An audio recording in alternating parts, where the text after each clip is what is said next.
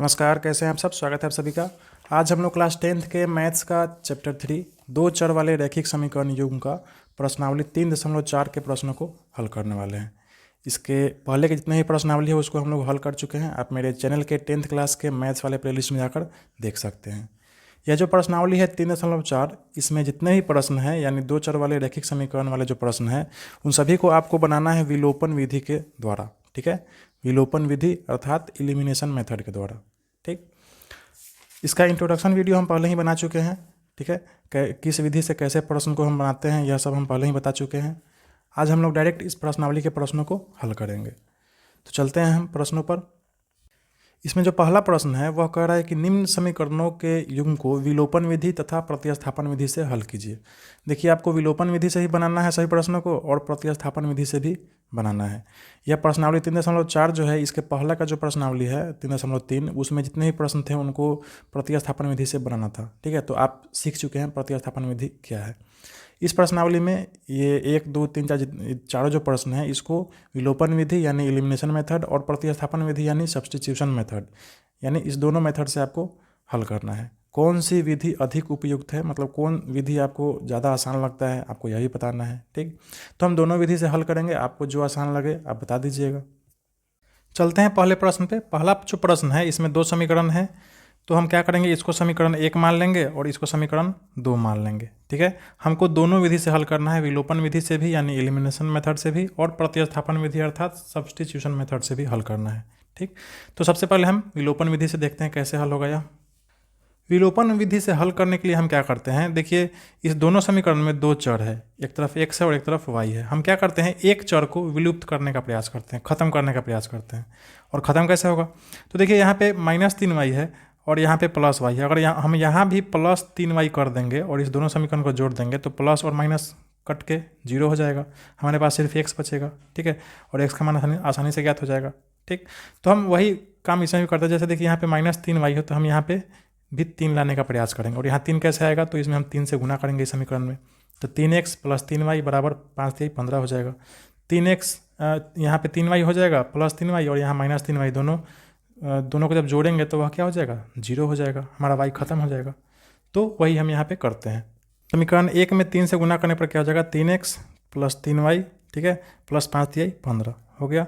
अब समीकरण 2 आपका जो यह है यही रह जाएगा। ठीक है, समीकरण 2 जो है वैसा का वैसा रह जाएगा, यानी 2x - 3y बराबर 4। ठीक, अब हम क्या करेंगे, समीकरण 1 और 2 दोनों को जोड़ देंगे, यानी इस समीकरण 1 + 2 कर देंगे। ठीक है, अब देखिए 3x और 2x क्या हो जाएगा, 5x हो जाएगा। यहाँ देखिए 3y है और यहाँ -3y है, यह दोनों कट के 0 हो जाएगा, खत्म हो जाएगा। और यहाँ 15 है और यहाँ 4 है, तो 15 + 4 क्या हो जाएगा, 19 हो जाएगा। देखिए ध्यान से, यहाँ पे 5x बराबर 19 आ गया, तो x बराबर क्या हो जाएगा, 19/5 आ जाएगा। ठीक है, तो x का मान तो आपने ज्ञात कर लिया आसानी से। अब हम इस x का मान को डाल देंगे समीकरण 1 में, तो हमारा y का भी मान ज्ञात हो जाएगा। तो हम यहाँ पे लिख देंगे कि x का मान समीकरण 1 में रखने पर, ठीक है, समीकरण 1 हमारा क्या है, x + y बराबर 5 है। ठीक है, x के जगह पर हम 19/5 रख दिए प्लस y बराबर 5। अब यहाँ पर देखिए y बराबर क्या हो जाएगा, यह 19/5 इधर जाके 5 में घट जाएगा। ठीक है, 5 घटाव 19/5 हो जाएगा। ठीक है, अब देखिए 5/1 है, अब दोनों बटा पर वाला जो घटाव है उसको हम कर देंगे, नीचे 5 हो जाएगा लघुत्तम में। ठीक है, 1 × 5 = 5, तो 5 × 5 = 25, घटाव देखिए 5 × 5 तो 19, 25 में से 19 जाएगा तो 6/5 आपका y बराबर आंसर आ गया। ठीक है, y बराबर 6/5, x बराबर 19/5 और y बराबर 6/5।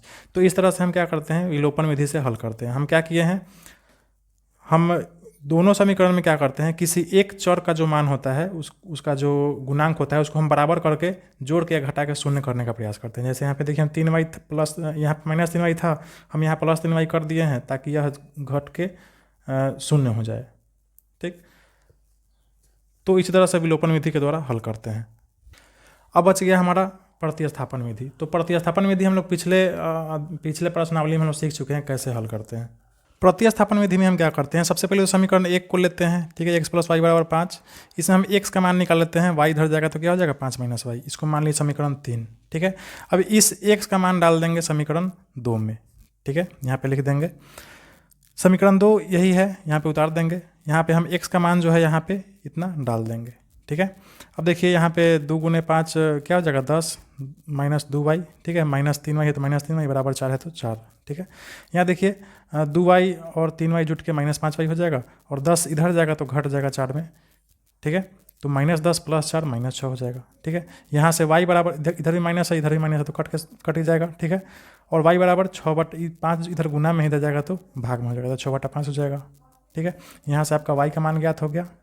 अब इस y का मान को हम डाल देंगे समीकरण 3 में, इसमें, ठीक है। x बराबर 5 माइनस वाई, x बराबर 5 माइनस वाई मतलब हो जाएगा 5 माइनस वाई की जगह 6/5 हो जाएगा।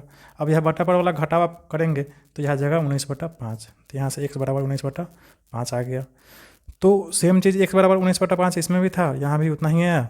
y बराबर 6/5 इसमें भी इतना ही था, y बराबर 6/5 यहाँ भी है।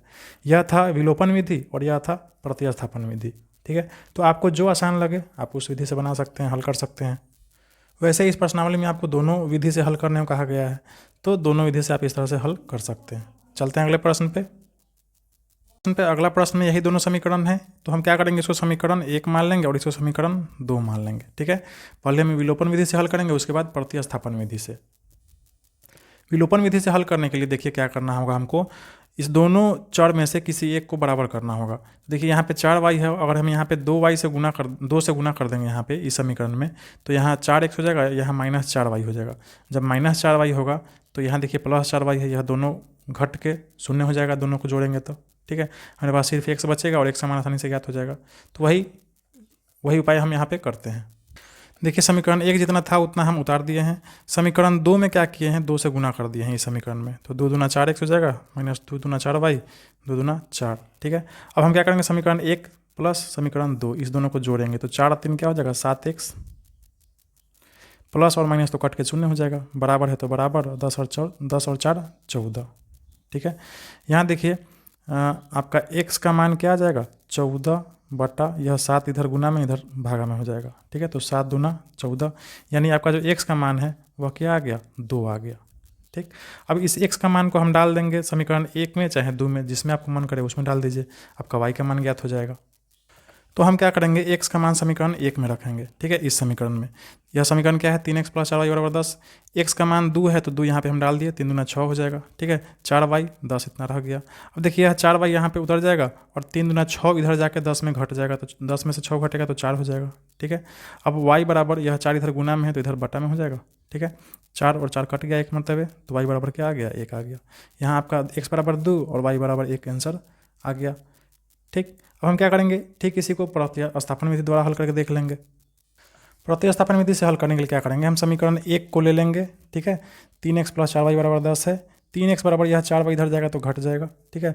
और यहाँ जो 3x है यहाँ 3 गुना में है और 3 इधर जाएगा तो क्या हो जाएगा इस पूरा के बटा में हो जाएगा, ठीक है। तो x बराबर इतना आ गया, हम इसको मान लेंगे समीकरण 3, ठीक। अब इस समीकरण 3 में जो x का जो मान आया है इस मान को रख देंगे हम समीकरण 2 में। तो समीकरण 2 में रखने पर देखिए क्या होगा, समीकरण 2 तो यही है, यहाँ पे लिख देंगे, ठीक है। x का मान जो है इतना हम इतना यहाँ पे रख देंगे, ठीक है। x के जगह पे 2y है 2y रख देंगे बराबर 2, ठीक है। अब यहाँ से देखिए 2 दहिया के 20 और 2 4 दूना 8y हो जाएगा, 2 गुना होगा तो बटा 3 है तो 3 रह जाएगा, -2y है तो -2y बराबर 2 है तो 2। यहाँ देखिए इसके नीचे भी 1 होगा, हम इस दोनों का बटा पर वाला जोड़ कर देंगे, ठीक। तो दोनों का लघुत्तम 3 और 1 का लघुत्तम 3 रह जाएगा, और यहाँ देखिए 20 - 8y रह जाएगा उतना ही, और 1/3 3 तो 2/3 6y हो जाएगा बराबर 2।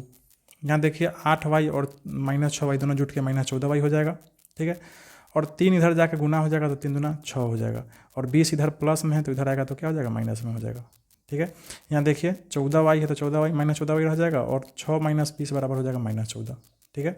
-14 और -14 कट जाएगा, ठीक है। y बराबर -14 बटा -14 क्या आ गया आपका 1 आ गया, तो y बराबर आपका 1 यहाँ पे आ गया।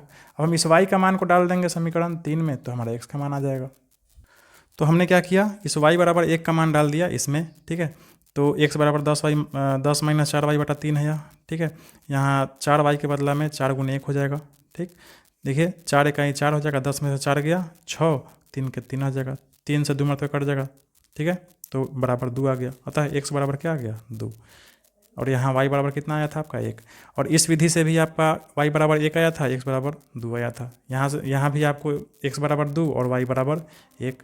ठीक है, तो इस तरह से हम क्या करते हैं, दोनों विधि से हल करते हैं। अब देखिए प्रतिस्थापन विधि से हल करने के लिए इसको थोड़ा सा और आसान कर सकते थे। समीकरण 2 को आप क्या कर सकते थे, 2 कॉमन ले लेते, तो इधर का 2 और इधर का 2 कट जाता, सीधा आपका x माइनस वाई बराबर 1 रह जाता। ठीक है, तो इसको बनाने में थोड़ा सा और आसानी मिल जाता आपको, आप खुद से बना कर देखें। ठीक है, चलिए चलते हैं अगले प्रश्न पे। चलते हैं 3 नंबर प्रश्न पे। देखिए इसमें दोनों समीकरण जो है वह अच्छे से नहीं है, तो हम क्या करेंगे, इसको पहले अच्छे से सजा लेंगे। 3x माइनस 5y माइनस 4 है तो हम बराबर 4 कर देंगे, माइनस 4 हो जाएगा तो प्लस 4 हो जाएगा। यहाँ 9x है तो 9x कर देंगे, 2y इधर है तो 2y को हम इधर कर देंगे, 9x माइनस 2y बराबर 7 हो जाएगा। ठीक है, सजा लिया हम अच्छे से। अब हमको क्या करना है, इस दोनों चर में से किसी एक को बराबर करना है। तो 5y 2y तो मुश्किल से बराबर होगा। ठीक है, यहाँ देखिए 3x को अगर हम 3 से गुना कर देंगे तो यह भी 9x हो जाएगा, यहाँ भी 9x और यहाँ भी 9x। इसमें से हम इसको घटाएंगे तो x क्या हो जाएगा, 0 हो जाएगा, हमारे पास बचेगा खाली y। ठीक है, तो हम वही उपाय करते हैं विलोपन विधि से हल करने के लिए। समीकरण 1 में 3 से गुना कर दिए हैं तो 3 तिहाई 9x हो जाएगा, 5 तिहाई 15y हो जाएगा माइनस 15y, 4 तिहाई 12 हो जाएगा। ठीक है, और समीकरण 2 वैसे ही रहने दिए हैं। अब हम क्या करेंगे, समीकरण 1 में से समीकरण 2 को घटा देंगे, 1 माइनस 2। ठीक है, जब घटाते हैं तो ध्यान दीजिए यहाँ पे साइन बदल जाता है, यहाँ प्लस है तो यहाँ माइनस हो जाएगा, यहाँ माइनस है तो यहाँ प्लस हो जाएगा, यहाँ प्लस है तो यहाँ माइनस हो जाएगा। ठीक है, तो 9x में से 9x घट के 0 हो गया। ठीक, और यहाँ देखिए माइनस 15y और यहाँ नीचे प्लस 2y है। ठीक है, तो माइनस 15y और प्लस 2y यह क्या हो जाएगा, माइनस 13y हो जाएगा। ठीक है, बराबर 12 माइनस 7 क्या हो जाएगा, 12 में से 7 गया 5 हो जाएगा। ठीक, यहाँ से देखिए y बराबर आपका आ जाएगा -5/13। तो हमने y का मान ज्ञात कर लिया। अब हम क्या करेंगे, इस y का मान को डाल देंगे समीकरण 1 में या फिर समीकरण 2 में, आपको जिसमें मन करे डालिए और x का मान ज्ञात कर लीजिए। तो यह जो y का मान है हम समीकरण 1 में ही रखते हैं, इस समीकरण में। तो इस समीकरण को सीधा यहाँ पे उतार लेंगे। ठीक है, 3x माइनस 5y के जगह पे हम -5/13 यह रख देंगे बराबर 4। ठीक है, 3x देखिए माइनस और माइनस प्लस हो जाएगा। ठीक है, 5 बचे 25 और 13 है तो 13 बराबर 4 है तो 4। यहाँ देखिए 3x बराबर यह 25/13 उधर जाएगा तो घट जाएगा इसमें। ठीक है, हम बटा वाला पर वाला जो घटाव होता है घटाव कर देंगे 13। ठीक है, यहाँ 1 तिहाई 13 तो 13 चौका 52 हो जाएगा, 52 में से 25 जाएगा तो 27/13। ठीक है, तो 3x बराबर 27/13 हो गया। तो यह 3 जब इधर गुना में इधर भागा में जाएगा तो क्या हो जाएगा, 13 के बगल में गुना हो जाएगा। ठीक है, तो 13 गुने 3 हो जाएगा और 27/13 गुने 3 है तो 3 से 27 कट जाएगा, कितना मरतबे 9 मरतबे। ठीक, हमारा क्या बच गया 9/13। तो यहाँ से x बराबर आपका क्या बच गया 9/13। यहाँ से आपने x का मान ज्ञात कर लिया, यहाँ y का मान आपने ज्ञात कर ही लिया था। ठीक है, तो इस तरह से हम विलोपन विधि से x y और x का मान ज्ञात कर लिए। अब हम क्या करेंगे, प्रतिस्थापन विधि से ज्ञात कर लेंगे। प्रतिस्थापन विधि से हल करने के लिए हम क्या करेंगे, समीकरण 1 को लेंगे। ठीक है, 1 में क्या करेंगे, समीकरण में 3x बराबर क्या हो जाएगा, 5y इधर जाएगा तो प्लस हो जाएगा। ठीक है, और यहाँ पे x बराबर 3 गुना में है तो 3 पूरा में क्या हो जाएगा, इधर भाग में आ जाएगा। ठीक है, तो x बराबर इतना आ गया, इसको समीकरण 3 मान लेंगे। अब इस x का मान को डाल देंगे हम समीकरण 2 में। ठीक है, देखिए समीकरण 2 में रखने से क्या होगा, समीकरण 2 हमारा 9x माइनस 2y बराबर 7 है। ठीक है, यहाँ पे हम क्या कहते हैं, x का मान जितना यहाँ पे आया है हम उसको यहाँ पे लिख देंगे। ठीक, माइनस 2y है तो माइनस 2y बराबर 7 है तो 7। यहाँ देखिए 9 इस दोनों में गुना हो जाएगा, 9 × 5 = 45y, 9 चौका 36 प्लस 3/3 है तो बटा 3, माइनस 2y है तो माइनस 2y बराबर 7। ठीक है, अब हम क्या करेंगे, इसके नीचे भी 1 हो जाएगा। अब इस दोनों का बटा पर वाला घटाव कर देंगे। ठीक है, तो 3 और 1 का लघुत्तम 3 हो जाएगा, यह इतना ही रह जाएगा और 1 तिहाई 3 तो 2 तिहाई 6y हो जाएगा, घट जाएगा इसमें। ठीक है, अब देखिए यह 3 इधर 7 में गुना हो जाएगा तो 21 हो जाएगा। ठीक, और यहाँ देखिए 45y में से 6y जाएगा तो 39y हो जाएगा, प्लस 36 है तो प्लस 36। ठीक, अब देखिए क्या होगा, यह जो 36 है इधर जाएगा तो क्या हो जाएगा, 36 इधर जाएगा तो 21 में घट जाएगा। ठीक है, तो 36 जब 21 में घटेगा तो यह हो जाएगा -15, माइनस 39y बराबर हो जाएगा -15। अब यहाँ से देखिए y बराबर क्या हो जाएगा, 39 इधर जाएगा तो -15 के बट्टा में हो जाएगा, तो y बराबर -15/39। ठीक, या 3 से कट जाएगा, 3 × 5 = 15 और 3 से 13 मरतबे, तो ये y बराबर क्या हो जाएगा -5/13। ठीक, यहाँ y बराबर कितना आया था आपको, -5/13, यहाँ भी y बराबर उतना ही आ गया। अब हम क्या करेंगे, इस y का मान को डाल देंगे समीकरण 3 में तो हमारा x का मान ज्ञात हो जाएगा। हम यहाँ लिखेंगे कि y का मान समीकरण 3 में रखेंगे, यानी इस समीकरण में। ठीक है, तो x बराबर इतना है तो इतना लिख देंगे, यहाँ y का मान हम डाल देंगे -5/13। ठीक है। तो बराबर क्या हो जाएगा, देखिए 5 पचे 25 माइनस 25 हो जाएगा, ठीक है। बटा 13 है 13, प्लस 4 है तो प्लस 4, बटा 3 है तो बटा 3। अब देखिए इस दोनों को बटा पर वाला जब आप जोड़ करेंगे तो यह हो जाएगा 27 बटा 13, आप जोड़ करके देख ले, ठीक है। और चूंकि इसका बटा 3 है तो गुणे 1 बटा 3 हम लिख सकते हैं, ठीक है। जब बटा पर के बटा कुछ हो तो आप उसको बटा में नहीं लिखिए, गुणे 1 बटा जितना बटा के नीचे है उतना कर दीजिए, ठीक। अब यह 3 से कट जाएगा 9 मरतबे, ठीक है। 3 27, 9 बटा 13, यानी x बराबर आपका आ गया 9 बटा 13। यहाँ भी आपका x बराबर कितना आया था, 9 बटा 13, यहाँ भी x बराबर 9 बटा 13। तो हम इस तरह से क्या करेंगे, दोनों विधि से हल ज्ञात कर लेंगे। देखिए हमारा अगला जो प्रश्न है वह है यही दोनों समीकरण है, ठीक है। तो यह तो बटा में है समीकरण, तो सबसे पहले तो हम क्या करेंगे, इसको बटा पर वाला जोड़ करके हम समीकरण को ठीक ठाक स्थिति में ले आएंगे, ठीक है। इस दोनों को जोड़ देंगे तो नीचे 6 आ जाएगा, ठीक है। और ऊपर में इस तरह से हम बटा पर वाला जोड़ करते हैं, ठीक। तो हमारा समीकरण सही आ जाएगा 3x प्लस 4y बराबर -6। यह 6 इधर जाके गुना हो जाएगा। वैसे ही यह जो समीकरण है इसमें हम x और -y बटा 3 को क्या करेंगे, इसको घटा देंगे तो लघुत्तम 3 आ जाएगा, 3x माइनस वाई हो जाएगा, ठीक, बराबर 3। यह 3 इधर आके गुना हो जाएगा 9, और 3x माइनस वाई यहाँ पे रह जाएगा। तो देखिए यह दोनों समीकरण जो है अब अच्छा रूप में आ गया, ठीक। अब हम क्या करेंगे, विलोपन विधि में हमको क्या करना पड़ता है, एक चर को विलुप्त करना होता है। तो ध्यान दीजिए यहाँ पर 3x है और यहाँ भी 3x है। अगर हम समीकरण 1 में से 2 को घटाते हैं तो 3x घटाओ 3x शून्य आ जाता है, हमारे पास बचता है क्या, सिर्फ y, ठीक है। तो आसानी से y का मान ज्ञात हो जाएगा, तो हम वही करेंगे, लिख देंगे समीकरण 1 घटाओ 2, और दोनों को हम ऐसे ही लाइन से उतार देंगे। देखिए हमको इस समीकरण में से इस समीकरण को घटाना है, तो ध्यान दीजिए जब से ही आप समीकरण में एक दूसरे समीकरण को घटाते हैं तो साइन चेंज हो जाता है, ठीक है। यहाँ प्लस है तो यहाँ माइनस हो जाएगा, यहाँ माइनस है तो यहाँ प्लस है तो यहाँ माइनस, ठीक है। इस बात को हमेशा आप ध्यान में रखेंगे। 3x में से 3x जाएगा, शून्य हो गया, खत्म कहानी इसका x का, ठीक। देखिए y और यहाँ प्लस y हो जाएगा, ठीक है। साइन चेंज हुआ था, क्या हो गया प्लस, तो 4y प्लस y क्या हो जाएगा 5y, ठीक, बराबर -6 है और यहाँ -9 हो गया, तो -6 और -9 कितना हो जाएगा, -15 हो जाएगा। यहाँ से देखिए y बराबर आपका क्या हो गया, -15 बटा 5, ठीक, 5 तिहाई 15 यानी -3। तो y बराबर -3 तो आपने ज्ञात कर लिया आसानी से एक बार में, ठीक। हम क्या करेंगे, इस y का जो मान है -3 डाल देंगे समीकरण इसमें या इसमें हम डाल देते हैं समीकरण 2 में, ठीक है। थोड़ा ज़्यादा आसान लग रहा है, तो हमारा जो x का मान है वो ज्ञात हो जाएगा। तो हम क्या करेंगे, y का मान समीकरण 2 में रखेंगे, ठीक है। समीकरण 2 हमारा कौन है, ये समीकरण को यहाँ पे लिख देंगे 3x माइनस वाई बराबर 9। y का मान -3 है तो -3 यहाँ पे y के बदला में डाल देंगे, यहाँ माइनस है तो माइनस, y का मान -3 है तो -3 डालेंगे, ठीक है। इसी तरह से ब्रैकेट में, क्योंकि यहाँ पहले से ऑलरेडी माइनस है, ठीक। यहाँ पे आप कंफ्यूज नहीं करेंगे, y का मान जितना है -3 में हम उतना ही y का मान रख रहे हैं, वो माइनस पहले से है तो पहले माइनस हम यहाँ पे लिख दिए। अब देखिए क्या हो जाएगा, 3x माइनस और माइनस क्या हो जाएगा, यहाँ पे प्लस हो जाएगा, ठीक है। तो 3x यहाँ पे है ये है और माइनस +3 हो जाएगा, ठीक, बराबर 9 है तो बराबर 9। अब यहाँ से देखिए 3x यहाँ लिख दिए और 3 इधर जाएगा तो क्या हो जाएगा, घट जाएगा, तो 9 में 3 गया 6, यहाँ से 3 कट जाएगा 2 मरतबे, ठीक है, भागा होगा था 3 इधर आके, तो x बराबर क्या आ गया आपका 2, ठीक, y बराबर -3 और x बराबर 2 आपका आ गया आंसर। वैसे ही हम क्या करेंगे, प्रतिस्थापन विधि द्वारा हल कर लेंगे। हम क्या करेंगे, प्रतिस्थापन में 3x माइनस वाई बराबर 9, ये जो दूसरा समीकरण है इसको हम यहाँ पे लिख देंगे, ठीक है। अब देखिए 3x माइनस वाई बराबर यहाँ जो 9 है, तो हम क्या करेंगे, इस 9 को हम इधर ले आ देंगे और -y को हम उधर फेंक देंगे। जब -y इधर जाएगा तो +y हो जाएगा और 9 इधर आएगा तो -9 हो जाएगा, ठीक है। हमारा देखिए y अलग हो गया और इस तरफ यह अलग हो गया, ठीक।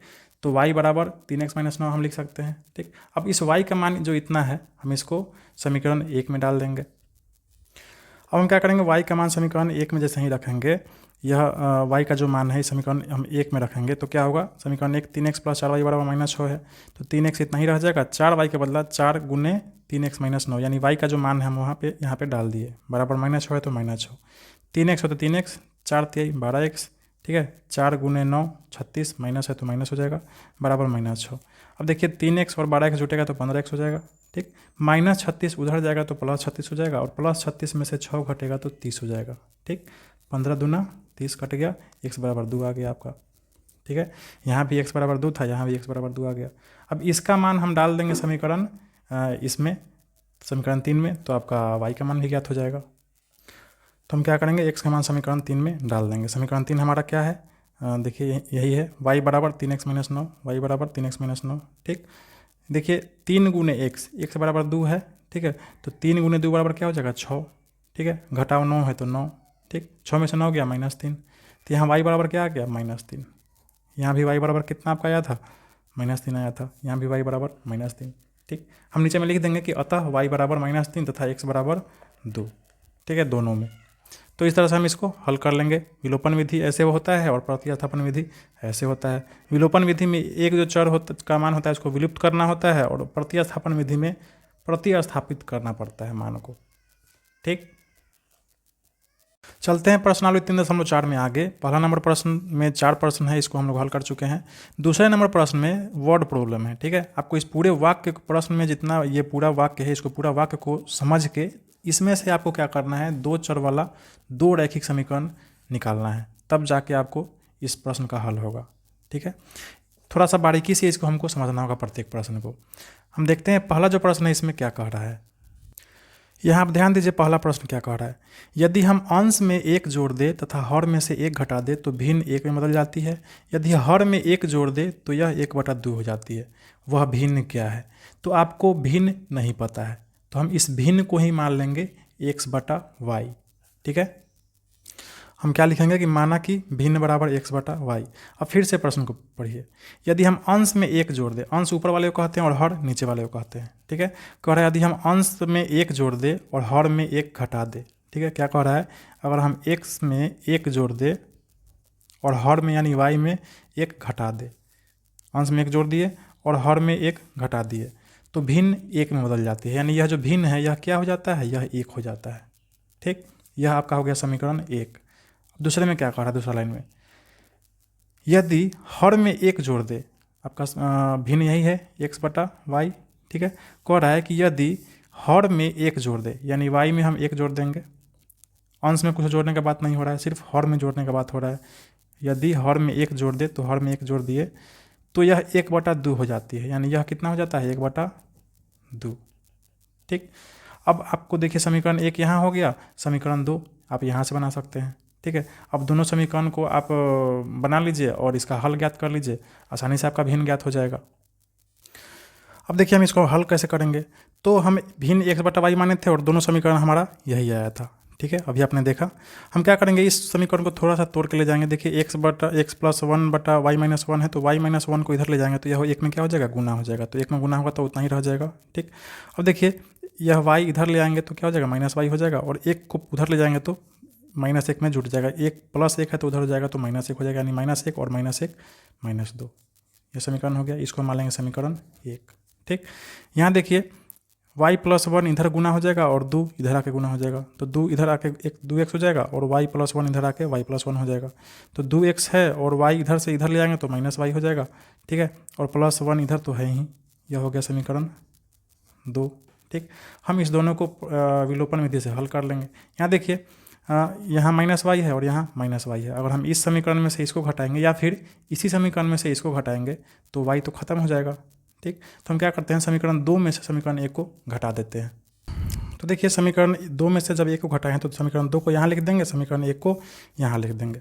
चूँकि इसमें से हमको इसको घटाना है तो साइन बदल जाएगा, यहाँ प्लस है तो माइनस हो जाएगा, माइनस है तो प्लस, माइनस है तो प्लस। ठीक है, 2x - x क्या हो जाएगा, x हो जाएगा।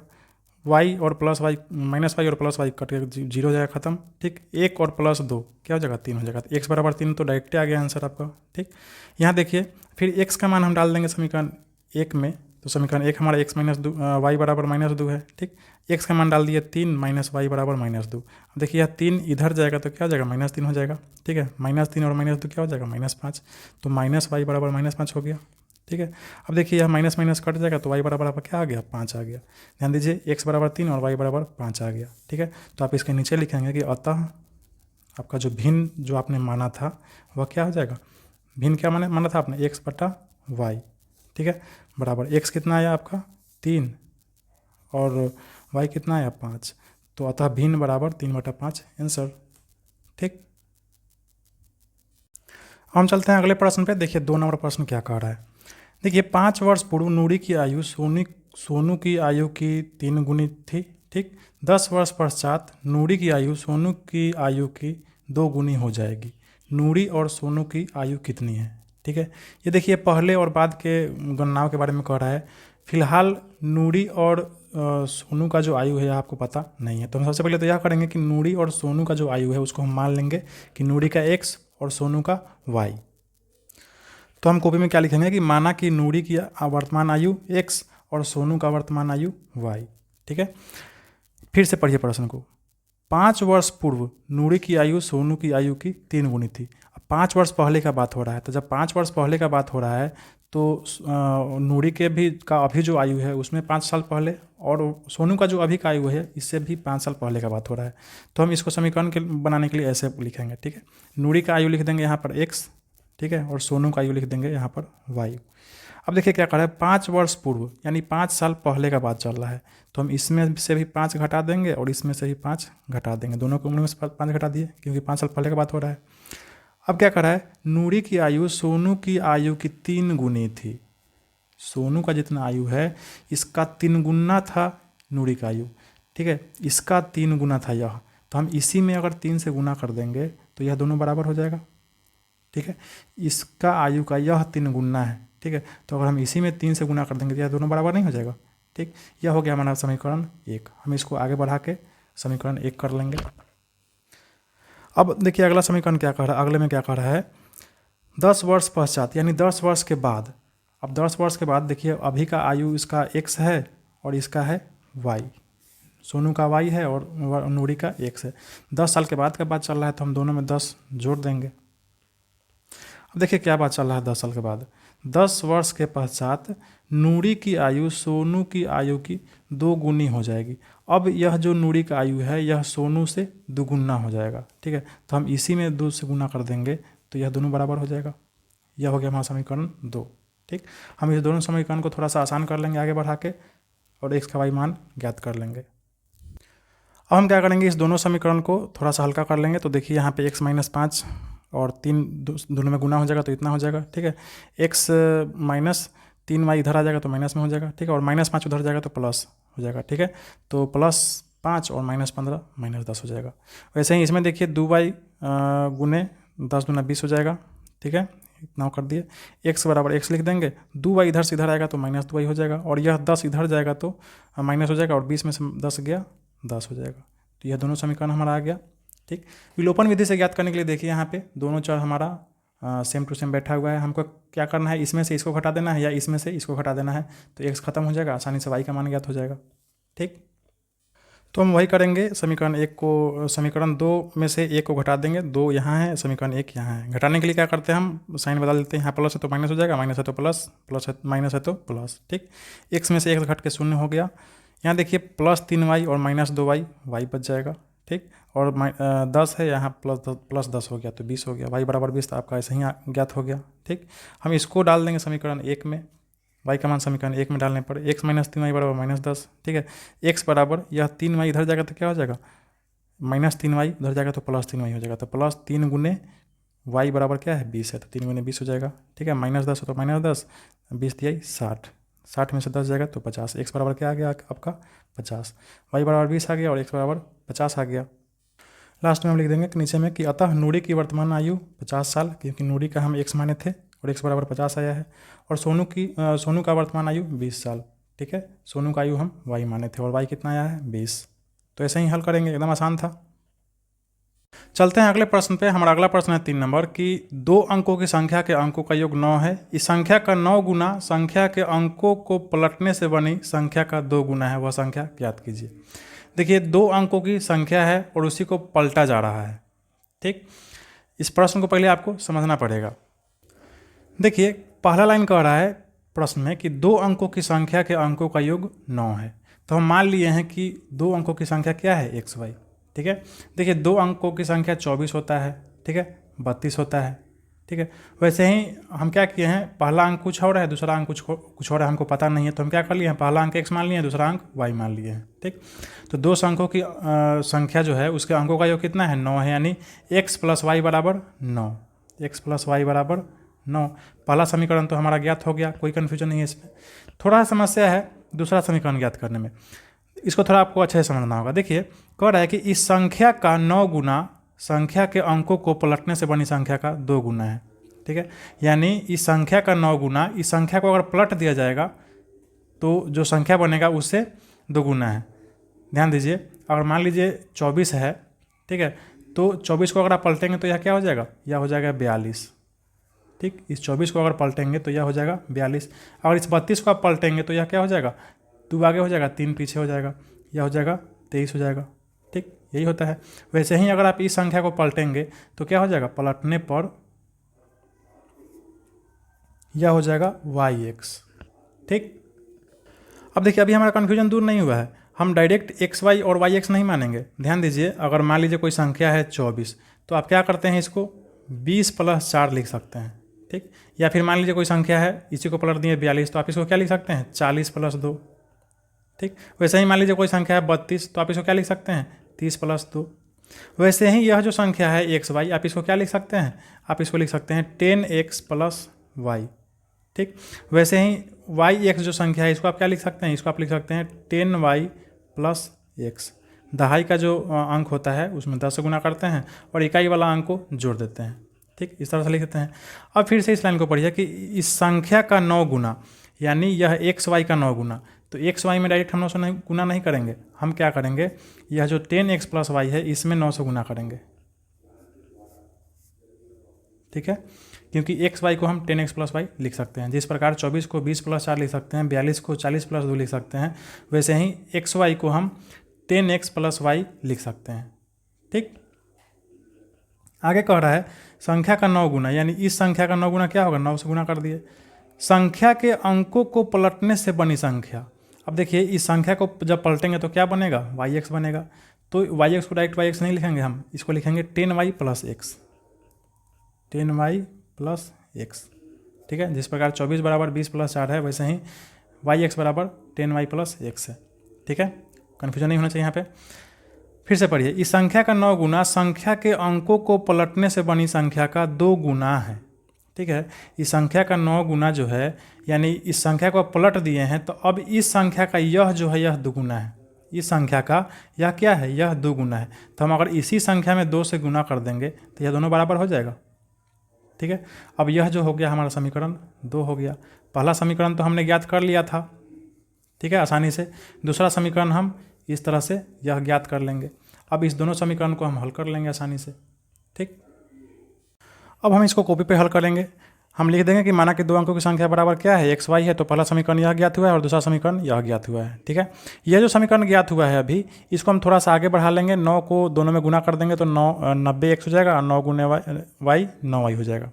2 गुने 10y 20y और 2 गुने x 2x हो जाएगा। ठीक, यहाँ देखिए यह जो 20y, यहाँ जो 2x है यह इधर आके घट जाएगा 90x में, 2x 90x में घटेगा तो 88x हो जाएगा। 20y इधर आएगा तो -20y हो जाएगा और प्लस 9y पहले से तो यह हो जाएगा -11y। ठीक है, बराबर 0 बचेगा। अब हम क्या करेंगे, यहाँ 88x है और यहाँ 11y है, तो हम 11 अगर कॉमन ले लेंगे तो 11 × 8 = 88 और 11 यहाँ पे एक मरतबे लग जाएगा, तो यहाँ पे 11 कॉमन हो जाएगा। ठीक, अब हम क्या करेंगे, इस 11 को हम इधर कर देंगे, तो चूंकि यहाँ पे 0 है तो 11 इधर जाके 0 में भाग लगेगा तो यह भी 0 ही हो जाएगा।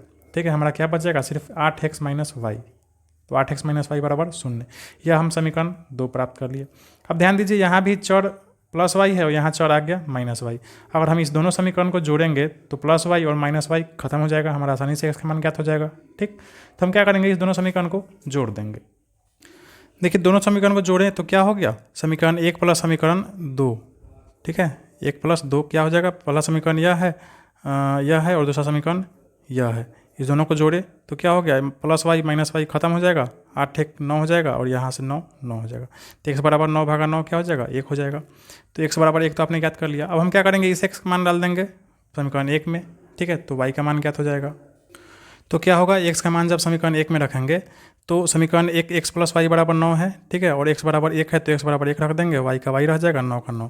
यहाँ देखिए y बराबर क्या हो जाएगा, 1 इधर जाके 9 में घट जाएगा तो 8 हो जाएगा। तो यहाँ y का मान क्या आ गया, 8 आ गया। ठीक, आपने 2 अंकों की संख्या माना था, वह क्या था, xy। ठीक है, तो आप इसके नीचे लिख देंगे 2 अंकों की संख्या बराबर xy हमने माना था। ठीक है, तो x क्या है, x बराबर है 1 तो पहले 1 होगा और y बराबर है 8 तो उसके बाद 8 होगा। ठीक है, 18 संख्या होगा। आ गया आंसर हमारा, एकदम आसान था। अब हम चलते हैं अगले प्रश्न 4 नंबर पे। देखिए, मीना 2000 रुपया निकालने के लिए बैंक गई। उसने खजांची से 50 रुपये तथा 100 रुपये के नोट देने के लिए कहा। मीना 2000 रुपया निकालने गई और बैंक का जो कैशियर होता है उसे क्या बोली कि हमको सिर्फ 50 रुपये और 100 रुपये का नोट चाहिए। ठीक, मीना ने कुल 25 नोट प्राप्त किए। ज्ञात कीजिए कि उसने 50 रुपये और 100 रुपये के कितने नोट प्राप्त किए। ठीक है, मीना को टोटल कितना नोट प्राप्त हुआ है? 25 को। ठीक है, उसमें 50 रुपये का नोट है और 100 रुपये का नोट है। ठीक है, और कुल पैसा कितना है? 2000 रुपया है। आपको ज्ञात करना है कि 50 रुपया कितना और 100 रुपया का कुल कितना नोट है। कैसे हल करेंगे इसको? तो इस प्रश्न को हल करने के लिए सबसे पहले देखिए हम क्या करेंगे। मीना जो नोट प्राप्त की है 100 रुपया और 50 रुपये का, उसको पता नहीं है कितना 100 रुपया का है और कितना 50 रुपये का है।